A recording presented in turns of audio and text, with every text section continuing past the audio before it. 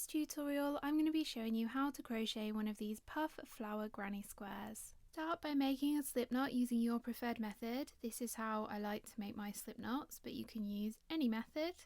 Then make 5 chains. 1, 2, 3, 4, 5.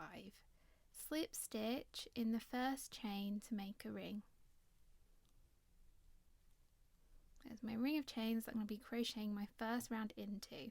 As we crochet our first round, I'm going to lay my yarn tail next to my starting chain and crochet over it as I go.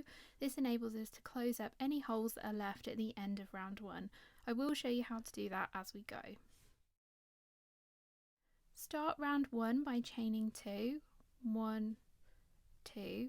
We're now going to make a puff stitch, and there are quite a lot of different ways of making a puff stitch. I've shown a few of them on my channel before. For this square specifically, we need quite a short puff stitch that is very puffy and has got lots of yarn to it. It's quite a big puff stitch. I'll show you how we do that. So I'm going to yarn over, put my crochet hook in the center of that chain ring. Notice how my yarn tail is laid next to my chain as I'm making this stitch here. Then yarn over and pull up a loop, and I'm going to keep pulling until that loop is the height of the 2 chains we just made there that don't count as a stitch. We're using that as a guide for the size of our puff stitches. Now we're going to repeat that. So yarn over, hook into the chain ring, yarn over, pull up a loop and keep pulling to that same height, yarn over, put your hook into the ring, yarn over, pull up a loop and pull it up to that same height. And one last time, yarn over, hook into the chain ring, yarn over and pull up a loop to that same height.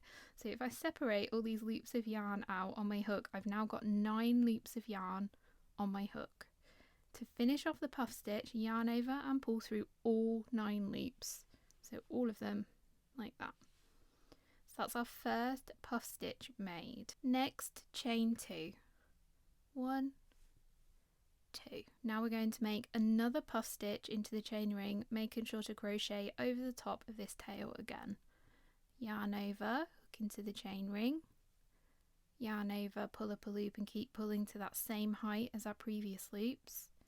I'm going to do that 3 more times. Yarn over, hook into the ring, pull up a loop to the same height, yarn over, hook into the ring, pull up a loop to the same height, yarn over, hook into the ring, yarn over, pull up a loop to the same height until I've got 9 loops on my crochet hook, yarn over, pull through all 9 loops, chain 2.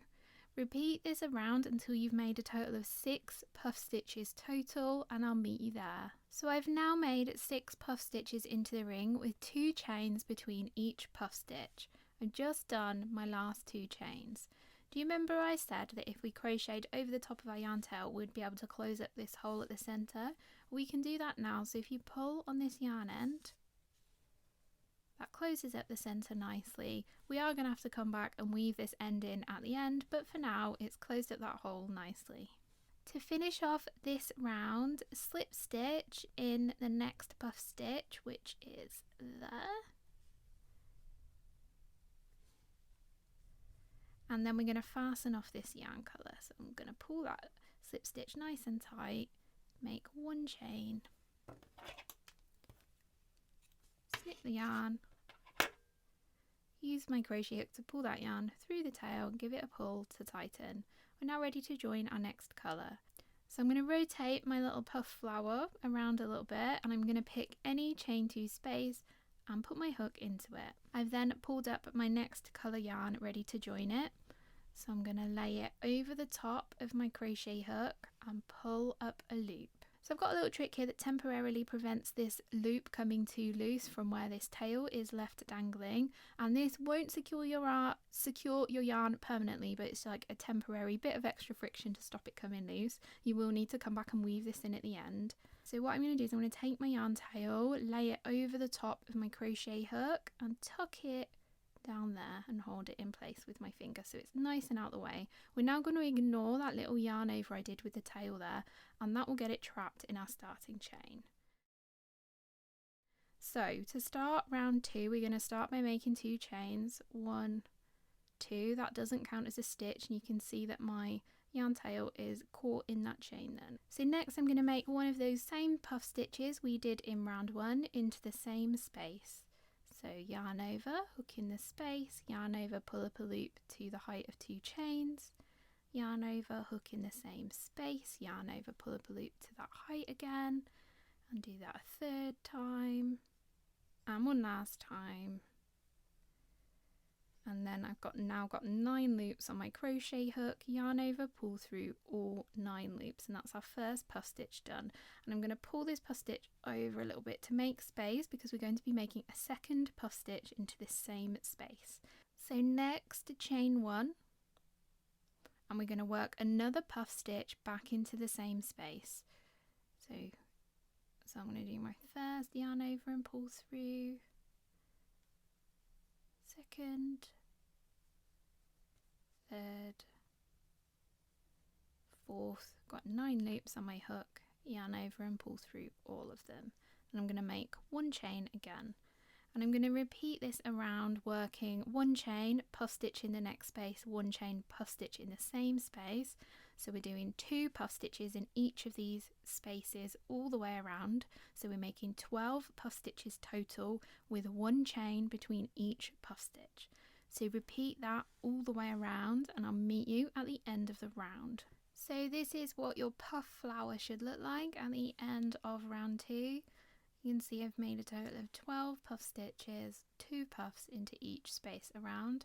I've just done my last 2 puffs with 1 chain between them. I've done 1 chain after this puff stitch, and I'm going to slip stitch in the top of my first stitch, and I'm going to fasten off just like we did at the end of round 1.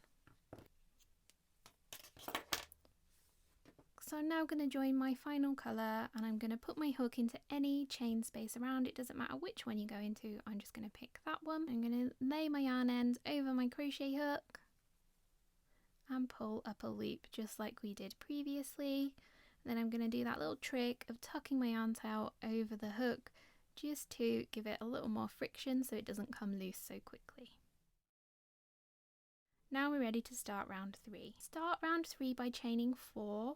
1, 2, 3, 4. That counts as your first treble crochet stitch. So that's a US treble crochet. They're called double treble crochets if you prefer UK terms. Then into that same space we're going to make a treble crochet. So I'm going to yarn over twice, hook into the space, yarn over, pull up a loop, yarn over, pull through 2, yarn over, pull through 2, yarn over, pull through 2. So if I include that starting chain, I've made 2 trebles into 1 space. I'm now going to skip the puff stitches, and we're going to be working into the spaces around for this round. So into the next space I'm going to work 3 double crochets. These are US double crochets, they're called trebles in the UK. So 1, 2, 3. Then I'm going to work 3 double crochets into the next space as well. 1, 2, 3.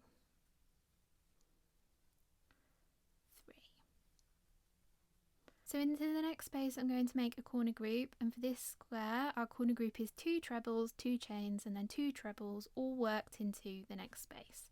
So I'll work that with you. So we're going to do 1 treble,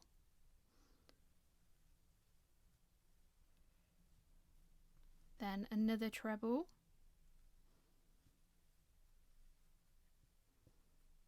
then 2 chains, then 2 more trebles into the same space. I'm going back down here.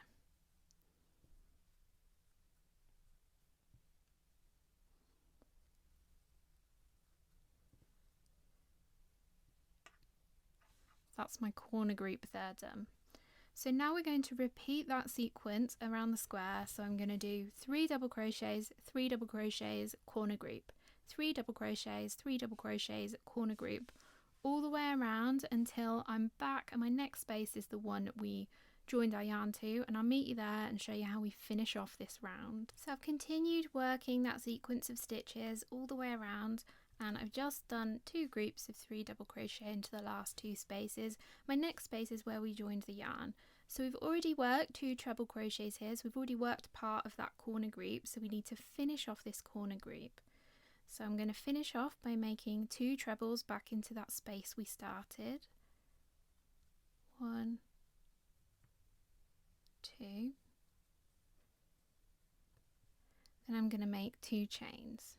Now you can join with a slip stitch here, but I prefer to always use an invisible join on the last round of my granny squares, so I'll show you how to do that next. So snip your yarn, leaving a tail long enough to weave in later, and use your crochet hook to pull that tail through that second chain. To do the invisible join, we're going to be creating a false stitch, like a loop of yarn around the top of this chain 4, and that essentially turns it into a stitch. So I'm going to take my crochet hook and put it from back to front underneath both of the loops at the top of the stitch next to my starting chain here.